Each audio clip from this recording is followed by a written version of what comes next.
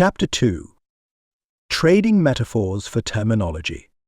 In ancient times, people explained the world around them using metaphors. They didn't understand the forces of light, energy, or gravity the way we do today. Instead, they relied on the most powerful language they had to make sense of things, often describing natural events as acts of divine will. When they saw the sun rise or the wind blow, they believed it was the hand of a higher power at work, constantly involved in the smallest details of the world.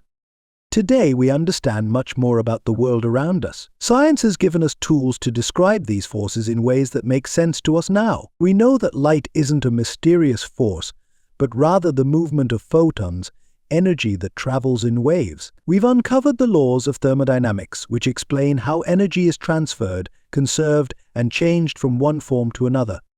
But this understanding doesn't replace the role of a creator. Instead, it shows us that the creator put systems in place, rules, if you will, that continue to govern the universe without needing constant intervention. These scientific laws, like the laws of gravity or thermodynamics, act as the framework within which everything else operates. They are the rules that keep the universe running smoothly, much like the programming that keeps a complex system functioning. Take light as an example.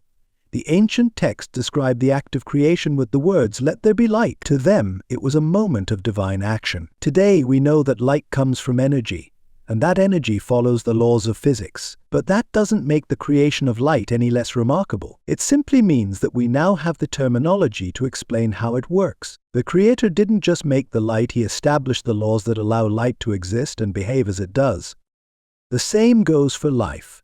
Ancient metaphors spoke of life being breathed into clay or formed from the dust of the earth. Today, we have a deeper understanding of biology, genetics, and the processes that create and sustain life. We know that DNA carries the instructions for life, and that cells grow and divide in intricate patterns. But again, this understanding doesn't replace the idea of creation. It expands on it. The Creator set the rules for how life would develop, evolve, and adapt over time. In the past, people saw the natural world as something controlled by divine will moment by moment. They didn't understand gravity or physics. So when they saw a tree fall or a rock tumble, they attributed it to a higher power's direct intervention. Now we know these events are governed by scientific laws. Gravity pulls objects toward the earth, and the laws of motion dictate how they move. These laws are the Creator's rules set in place so that the universe can run smoothly without constant interference. This understanding doesn't make the Creator's role any less important. In fact, it reveals a deeper level of design. The Creator didn't just create a world and leave it to chance. He established rules and systems that allow it to function on its own. These rules, like the laws of thermodynamics and gravity, are the building blocks of the universe. As we move forward, we're discovering more about these rules, learning how they govern the natural world and how we can work within them. But even with all our knowledge, there is still much we don't understand, and perhaps there always will be. The awe and wonder of creation remain, even as our terminology becomes more precise.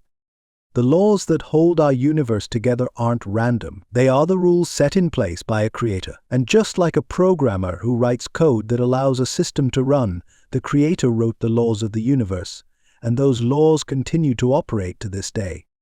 And if the universe runs on these rules, what about us, the ones made in the Creator's image? What rules are we bound to follow? And what desires have we inherited from the one who set all this in motion?